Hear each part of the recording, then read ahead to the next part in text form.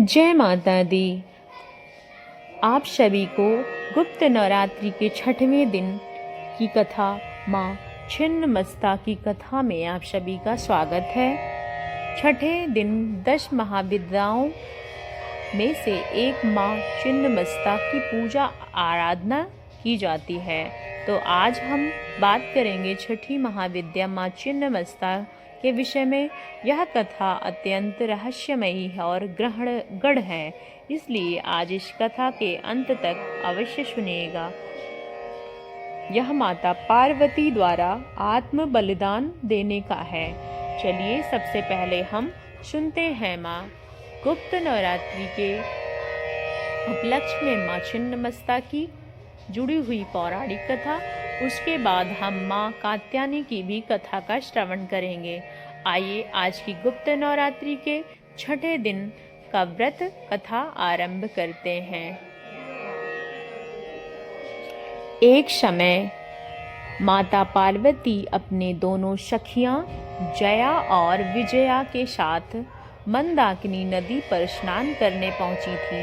उनकी इन दोनों सखियों के नाम डंकिनी और वर्णिनी भी था। स्नान करने के बाद माता पार्वती ने क्षुद अग्नि प्रज्वलित की। भूख के कारण वो व्याकुल हो रही थी और उसी समय उनकी सखियों ने भी माता पार्वती से भोजन प्रदान करने की प्रार्थना की। माता पार्वती ने उन्हें प्रतीक्षा करने के लिए कहा, लेकिन कुछ समय बाद जया और विजया अत्यधिक भूखी हुई व्याकुल हो रही थी। इसलिए उन्होंने विनम्रता पूर्वक कहा, हे माँ जगदम्बा माताएं, अपने भूखे शिशुओं को तुरंत भोजन प्रदान करिए। अंत व्याकुल हो गई, कृपया हमें ऐसा भोजन दीजिए जो हमारी भूख को शांत कर सके। अपनी सखियों के ऐसे विनम्र वचन सुनकर माता पार्वती ने उसी क्षण अपने नाखूनों की नोक द्वारा अपने मस्तक को काट दिया। कटा हुआ सिर उनके बाएं हाथ में गया और उनके धड़ से रक्त की धाराएं बहने लगीं। दोनों धाराएं अपने सखियों डंकिनी और वर्णिनी को प्रवाहित किया और तीसरी धारा देवी ने स्वयं बाएं हाथ में स्थित कटे हुए सिर को पान और उसी समय माता समस्त लोकों में छिन्नमस्ता के नाम से विख्यात हुई। डंकिनी राजयानी की रजोगुण का और वर्णिनी तमोगुण यानी कि तमोगुण का जो प्रतिनिधित्व करती हैं। वह मानव स्वभाव के दो पहलू हैं, जिसका पोषण और नियंत्रण देवी पार्वती करती हैं। माँ छिन्नमस्ता ने प्रसिद्ध उपासकों को भगवान परशुराम, गुरु गोरखनाथ, हिरण्यकश्यप और वैरोचन शामिल है, इसीलिए उन्हें व्रज वैरोचनी भी कहा जाता है। माँ छिन्नमस्ता की मूर्ति अत्यंत भयंकर है। वो अपने कटे हुए सिर के एक हाथ में धारण करती हैं और खड्ग द्वारा हाथ में रखती हैं। उनके कटे हुए गले से रक्त की 3 धाराएं फूटती हैं, जो उनके सिर और दोनों परिचाकों द्वारा पान की जाती हैं। वो रतिक क्रीड़ा में लीन युगल के ऊपर खड़ी हैं। उनका तेज 10 लाख सूर्यों के समान है। वो नग्न अवस्था में है, उनके केश बिखरे हुए हैं। वो 16 वर्षीय कन्या के रूप में भी चित्रित हैं। वो सर्प यज्ञोपवीत के रूप में धारण करती हैं और मुंडमाला पहनती है। कहा जाता है कि माँ छिन्नमस्ता के साधना करने से शत्रुओं का विनाश होता है, व्यवसाय में दृढ़ता आती है, अच्छा स्वास्थ्य मिलता है और साधक जीवन भाव से मुक्त होकर शिव भाव को प्राप्त करता है। माँ छिन्नमस्ता दायनी दिशा यानी दक्षिण दिशा की अधिशास्त्री देवी हैं। उनकी जयंती वैशाख शुक्ल चतुर्दशी के दिन मनाई जाती है और छिन्नमस्त की विस्तृत वर्णन आता है। तो यह भी गुप्त नवरात्रि के छठे दिन सुनी जाने वाली माँ छिन्नमस्ता की कथाएं। अब हम इस नवरात्रि के अवसर पर माँ कात्यायनी का श्रवण करते हैं। माँ कात्यायनी का कथा का भी श्रवण करते हैं, क्योंकि शारदीय नवरात्र में माता कात्यायनी का दिन छठा दिन मनाया जाता है। तो हम अब इस समय माता कात्यायनी की कथा का श्रवण करते हैं।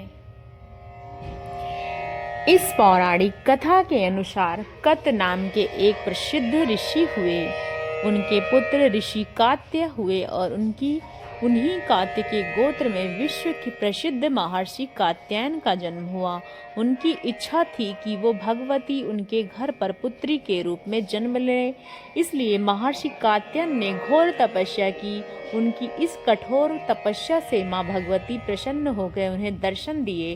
देवी भगवती को अपने समक्ष देखकर महर्षि कात्यायन ने उनसे प्रार्थना की, हे देवी जगदम्बे, मेरी एकमात्र इच्छा यही है कि आप मेरे घर में पुत्री रूप में जन्म लें और अपनी सेवा कर पाऊँ मैं आपकी। उन्हीं इस इच्छा को देखकर देवी माँ ने उनसे कहा, तथास्तु। इसी प्रकार देवी का जन्म महर्षि कात्यायन के आश्रम में हुआ।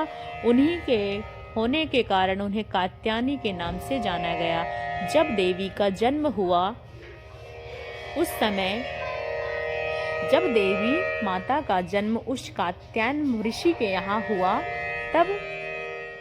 उस समय महिषासुर नामक राक्षस का अत्याचार अत्यंत बढ़ गया था। असुरों ने धरती पर साथ साथ स्वर्ग में भी सभी देवताओं को पराजित करके उन्हें अत्यंत कष्ट प्रदान किया।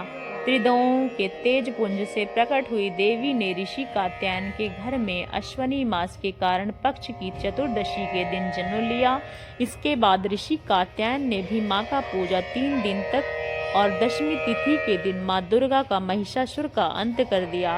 इतना ही नहीं, शुंभ और निशुंभ को स्वर्गलोक पर आक्रमण करके इंद्र का सिंहासन छीन लिया था और 9 ग्रहों के बंधन बना लिया था। सभी असुरों को अग्निदेव और वायुदेव का बल भी अपने अधीन कर लिया था। सभी देवताओं को अपमानित और पराजित करके असुरों ने निकाल दिया था। तब सभी देवता देवी के शरण में आए और उनसे प्रार्थना की कि उन्होंने असुरों का अत्याचार मुक्ति प्रदान करें। तब माँ ने सभी असुरों का वध करके देवताओं को अपना अधिकार वापस दिलाया। इस प्रकार महिषासुर का वध करके कारण देवी को महिषासुर मर्दिनी कहा जाता है और माँ दुर्गा को इस स्वरूप में राक्षसों का विनाश करके ऋषियों की रक्षा की थी। देवी कात्यायनी ऋषि कात्यायन की तपस्या का फलस्वरूप उनकी पुत्री के रूप में प्रकट हुई थी। उसी कारण उन्हें महिषासुर का वध किया था।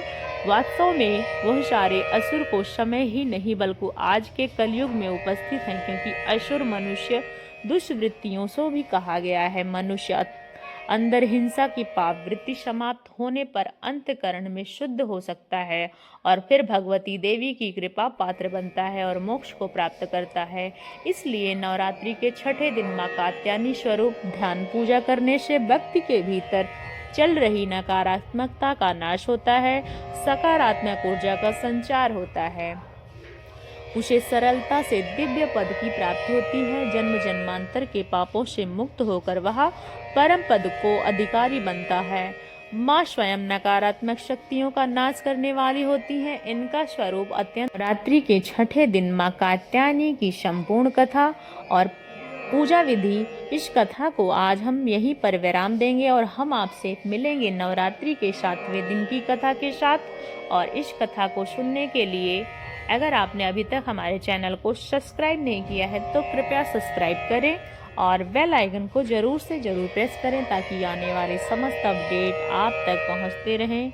इसी आशा के साथ हम आपसे विराम लेते हैं। माँ कात्यायनी की श्री चरणों में कोटि कोटि प्रणाम। माता कात्यायनी माँ दुर्गे की कृपा आप और आपके परिवार के जीवन में सदैव सदैव बनी रहे, साथ ही साथ हमारे परिवार पर भी। और